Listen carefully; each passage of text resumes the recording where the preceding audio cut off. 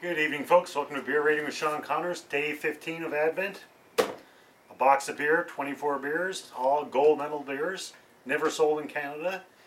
24 doors, behind every door is a beer. Every day, open up a door, get a beer. Can't beat that. We'll get straight into it, day 15. On the bottom here,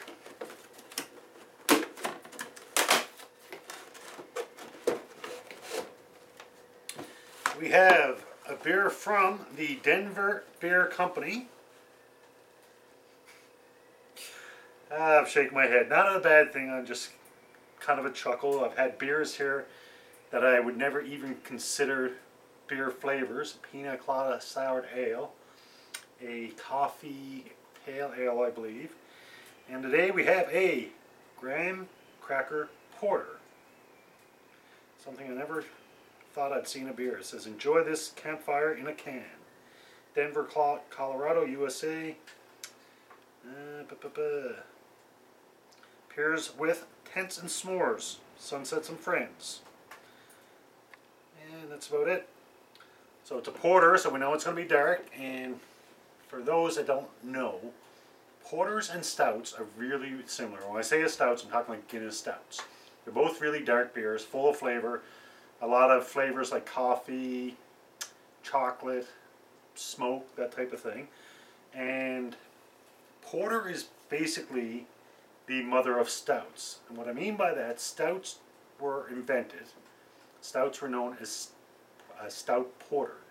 And basically a porter was common in England, and stout porter was basically a strong type of porter, strong alcohol content wise.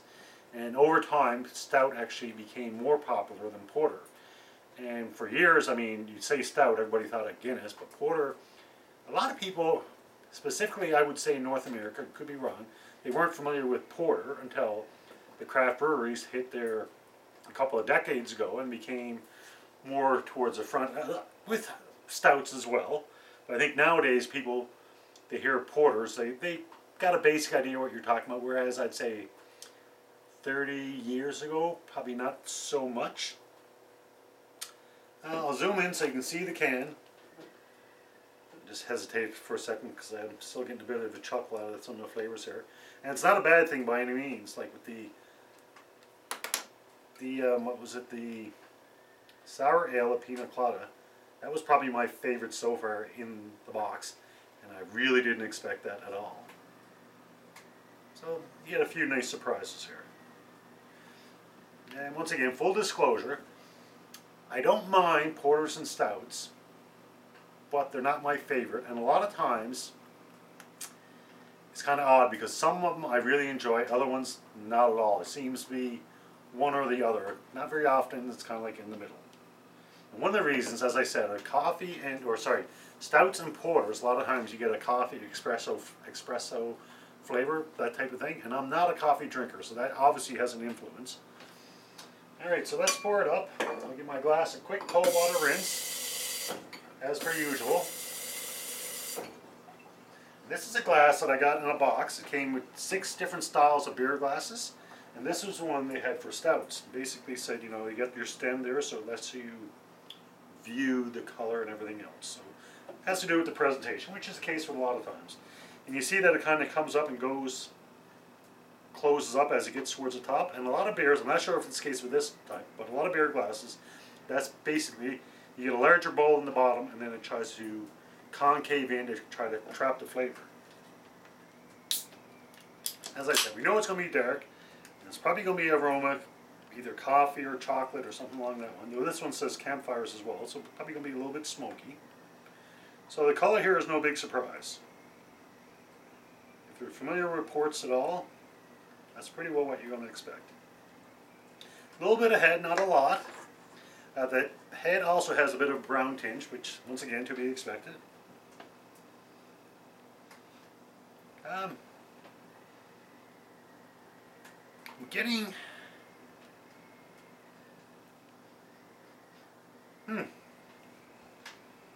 It's funny because they mentioned campfire. I'm kind of getting that little bit of smoke.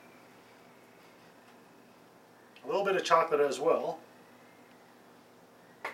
And it seems to be a little bit of coffee glaze. Oh, a little bit of mixture. The big thing is, how does it taste?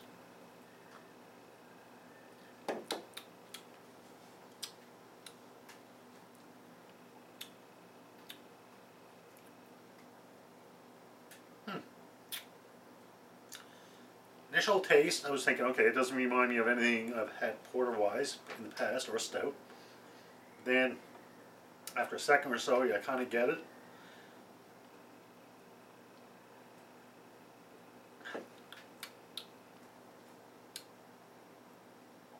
I'm definitely getting like a flavor of coffee. That kind of lingers for a second, but not overly. Enjoy this campfire in a can, and I am getting that to a certain degree.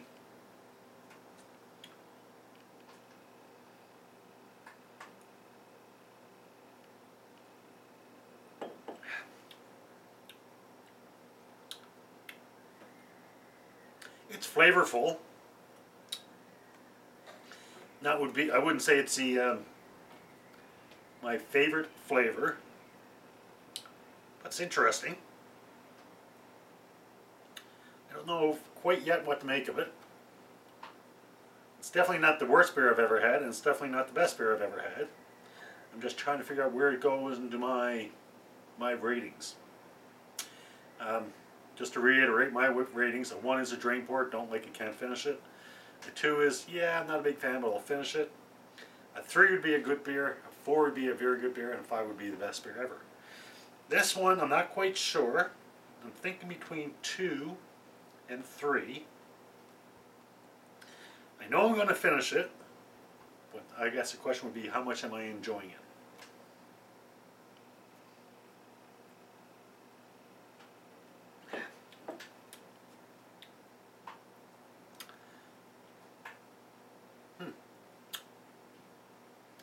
There's something in the flavor, in the can, in the beer there, that I just can't put my finger on.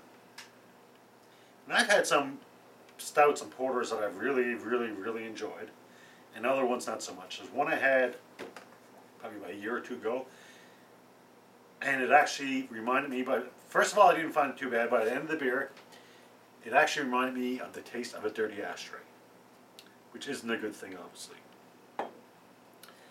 This one, I'm still kind of stuck on the fence where I'm going to rate this one.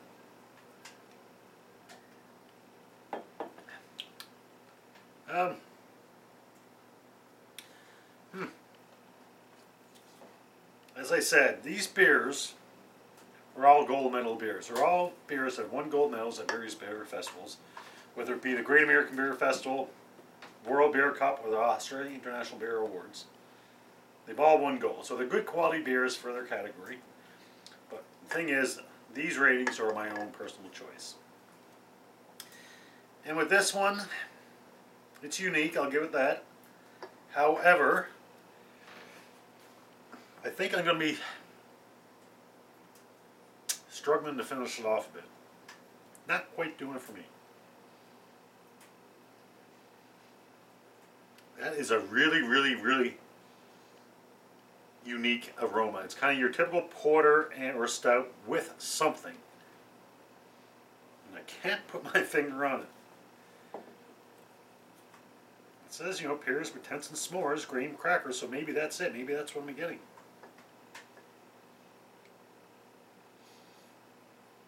And that is exactly what I'm getting. For people that don't know me personally, I spent 30 years in the military, my last 10 years in the Air Force as an engineer, and my first 20 years in the Navy as a cook. And during my cooking days, I've also done a lot of baking. And I'm pretty sure what I'm smelling is the graham crackers. And who would have thought that you're going to smell or taste graham crackers in a beer? Not me, that's for sure.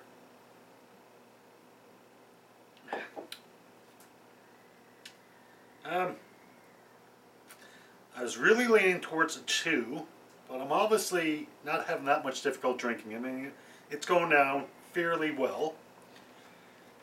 I think I'm going to go with a 2.5. So that's, the halfway point. It's between a not a fan, but I'll finish it in a good beer. I know I'm definitely going to finish it. Oh man, originally I was thinking 2, and then I was thinking maybe 3. But I think I'm going to stick with the 2.5. It is what it is. I mean, I'm definitely going to finish it. I'm somewhat enjoying it, but I think I'm going to struggle with the last couple of mouthfuls. I don't think it's something I'd pick up again.